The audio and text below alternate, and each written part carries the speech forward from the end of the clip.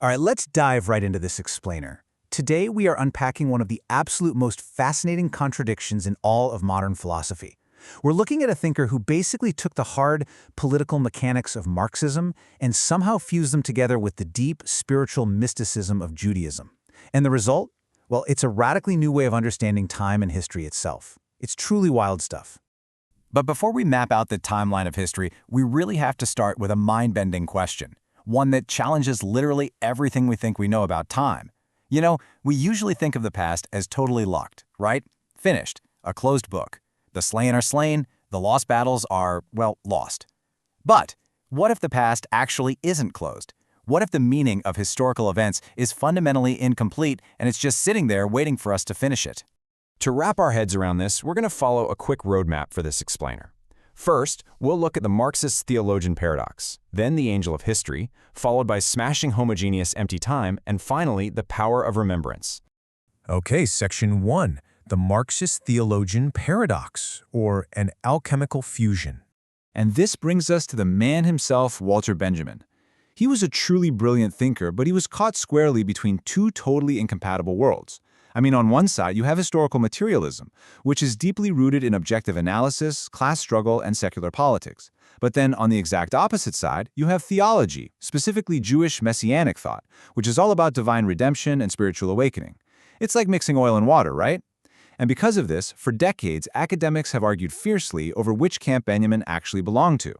Now, scholar Michael Lowy actually categorizes these academic debates into 4 distinct schools of thought. The first 3 basically try to force Benjamin into a neat little box. For instance, his friend Bertolt Brecht claimed he was secretly just a Marxist who liked using theological metaphors. His other friend, Gershom Scholem, argued the exact opposite, that he was a Jewish theologian who completely misunderstood himself as a Marxist. Then you have the Frankfurt School, led by Adorno, who said Benjamin just tried to reconcile the two and, well, failed. But Lowy offers a 4th path, which he calls elective affinity. And this is the idea that Benjamin didn't just pick one or fail at both. Instead, he created this stunning alchemical fusion, where Marxism and Messianism actually become 2 expressions of a single revolutionary thought.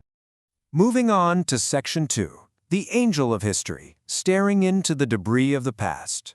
Now, what's so unique about Benjamin in the history of Marxist thought is that he isn't pointing us towards some inevitable, glorious utopia. Not at all. Instead, he draws this incredible inspiration from a painting by Paul Klee to describe what he calls the angel of history. Picture this. The angel is being blown backward into the future by this incredibly violent storm, a storm called progress. The angel isn't looking forward at the future at all. He is staring back in absolute horror at the past. And to him, the past isn't some neat, logical chain of events. It is one single massive catastrophe, just piling wreckage upon wreckage at his feet. The angel desperately wants to stop, wake the dead, and make whole what has been smashed. Which leads us to Section 3, smashing homogeneous empty time, 2 opposing views of history. To really understand that angel's gaze, we have to look at this crucial juxtaposition. While the victors write history as this inevitable, continuous march, the oppressed experience history as a discontinuous series of literal shocks and ruptures. Look at the 2 sides here. Official history, what Benjamin calls the victor's history, treats time just like a clock, inevitably taking forward. It's this empty and homogeneous timeline where event A just naturally causes event B. And honestly, it's the ultimate ideological narrative because it justifies the present by basically saying, well, this is just how things naturally evolved, so deal with it. But on the other hand, we have the tradition of the oppressed. And from this viewpoint, history isn't a smooth progression at all. It's a nightmare. Authentic tradition, Benjamin argues, is actually based on discontinuum. It's about violently piercing right through that fake, smooth timeline written by the victors. And this perfectly brings us to his concept of Jetztzeit, or now time. This is a sudden break, a standstill in the everyday capitalist grind that acts as a kind of messianic interruption of history. Basically, Jetztzeit is Benjamin's radical alternative to that ticking clock we just talked about. It's a moment where time practically stands completely still. It's this dense, charged time core that flashes up in a moment of extreme danger. It violently pauses the normal flow of history, allowing people to suddenly see the true, completely unvarnished image of the past.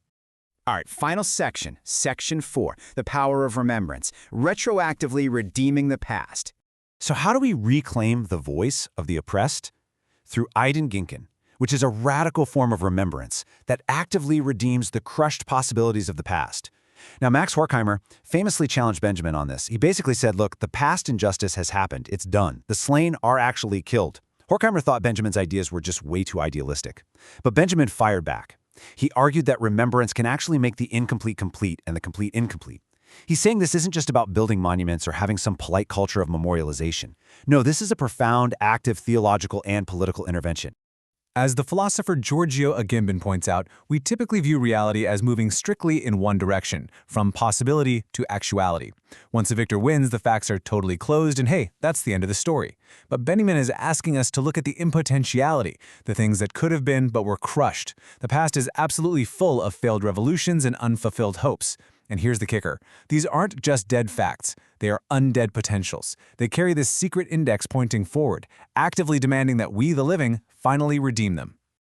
To really make sense of this crazy chronological loop, philosopher Slavoj Žižek uses Lacanian psychoanalysis to explain Benjamin's seemingly magical concept of changing history.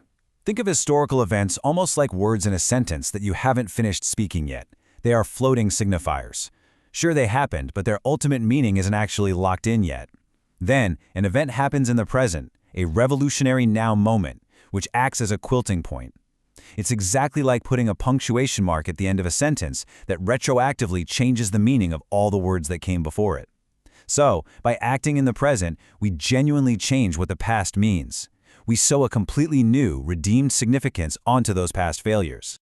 Ultimately, Benjamin is telling us that true poetical action doesn't accelerate the historical timeline, it forcefully stops the catastrophe.